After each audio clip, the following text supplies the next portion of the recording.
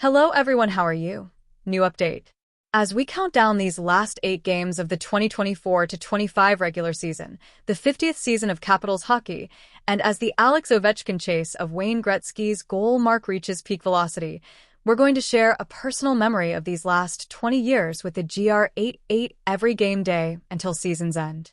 Today's installment takes us back to the late summer of 2005 when a 19-year-old Ovechkin arrived in Washington to sign his first NHL contract, meet his new teammates, and begin his first training camp. When Alex Ovechkin first arrived in Washington, D.C. in late August of 2005, Caps hockey was at a low point.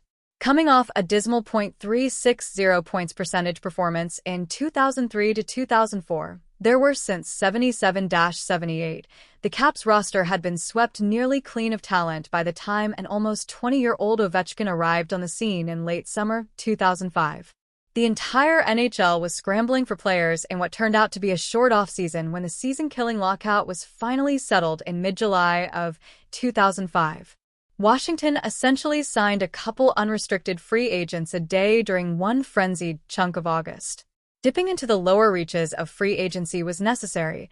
Of the 20 Caps who suited up for the 2003 to 2004 season finale, only 5 were in the lineup for Ovechkin's October 5, 2005 NHL debut. And only 11 of those 20 opening night Caps in 05-06 were carryovers from the season before the lockout. Goaltender Ole Kolzig was the cornerstone returning piece. He was the de facto captain for a chunk of lengthy tenure in the district. Newly appointed captain and local hero Jeff Halpern, sturdy defenseman Brendan Witt, and, perhaps most critically, center Dineas Zubris and winger Brian Wilsey were also returning, along with highly regarded up-and-comers like Steve Eminger, Shawan Morrison, Matt Pettinger, and Brian Southerby. Including Ovechkin, 24 of the 40 players who suited up for Washington in his rookie season were pulling the Caps sweater on for the first time that season. Not unlike the current Caps season, there were a lot of new faces. After playing for Dynamo Moscow in 2004 to 2005, Ovechkin opted out of his contract with the team in early August of 2005 and prepared to come to Washington. But where would he stay? Easy answer. With then Caps GM George McPhee and his family in their Bethesda, Maryland home. Almost a year earlier, at the beginning of the lockout in October of 2004, McPhee made a trip to Russia to watch Ovechkin play. That visit ultimately laid the foundation for the relationship between the organization and the player and his family, and the visit affected McPhee profoundly. It was a really interesting experience, McPhee told us shortly after his return. In my years as an NHL executive, I have probably gone over to Europe about 25 times and have been to several different countries on hockey business. I have had some enlightening cultural experiences, but you are always reminded of how little us North Americans know of the rest of the world. This trip may well be the highlight of all my trips over there. The reason for McPhee's visit, hockey, didn't turn out to be the highlight. After watching the game, McPhee met with Ovechkin's parents. The Ovechkin family is just amazing, McPhee continued. They could not be more warm, sincere, and generous. They insisted that we visit their country home, come for dinner, and stay overnight. We had an early morning flight back the next day, so that kept us from staying over. But they were also insistent on us staying there and not at hotels during future trips. When we arrived, they insisted we get out of our business clothes and into something comfortable, so they gave us Dynamo sweatsuits to wear. Then we took a sauna and went for a swim. We had dinner and Alex had some friends over, too. There were about 12 of us at the table. Mr. Ovechkin made a toast in Russian that lasted 3 or 4 minutes.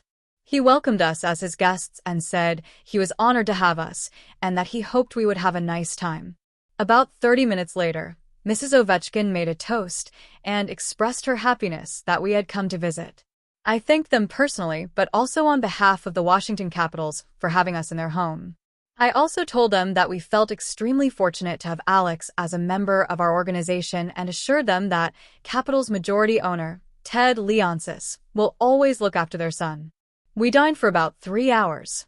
We had caviar, cognac, some spicy Russian sauces. They got a kick out of watching me after I ate those. Mrs. Ovechkin made all the food, and the vegetables were right out of her garden. There was conversation all evening, and what is interesting is that you learn that you don't need to speak the language to communicate with people. The sincerity in these people's eyes and the warmth in their hearts wasn't communicated with words. I felt as though I was with family. It was easy to relax in their home, and it was easy for us to feel comfortable there. Soon after Ovechkin's arrival in D.C., he signed his 3-year entry-level contract on August 31st, 2005, a pact that carried a salary cap hit of $984,200. That figure represented 2.52% of the salary cap ceiling in 05-06, the first season of the cap's existence. Ovechkin was introduced to local media in a press conference at Capital One Arena, still known as MCI Center at the time.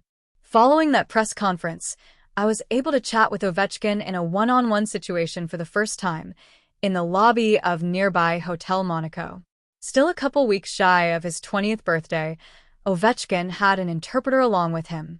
Within the first 5 minutes of our conversation, he dismissed the interpreter, saying he was fine conducting the interview on his own. He was open and engaging, ebullient, eager to experience everything and especially eager to get on the ice with his new teammates. "I have been waiting for this moment for a long time," he said. "I want to meet my new partners and my new teammates. I have waited for this moment for a long time." He was adjusting to life in the States, and he was also adjusting to the smaller North American ice surface. "I feel comfortable," said Ovechkin, when asked how his off-ice adjustment was progressing.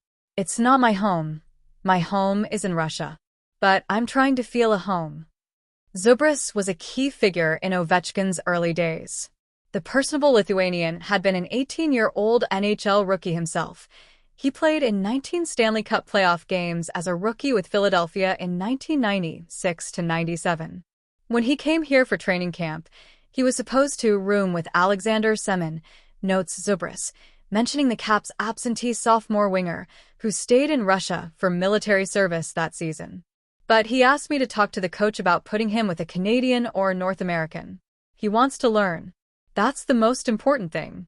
I think he is rooming right now with Brian Wilsey on the road, and he's learning a lot of stuff." Ovechkin didn't have his own wheels as of yet, so Zubras was his ride to the Caps' Piney Orchard practice facility in Odenton, Maryland. In those days,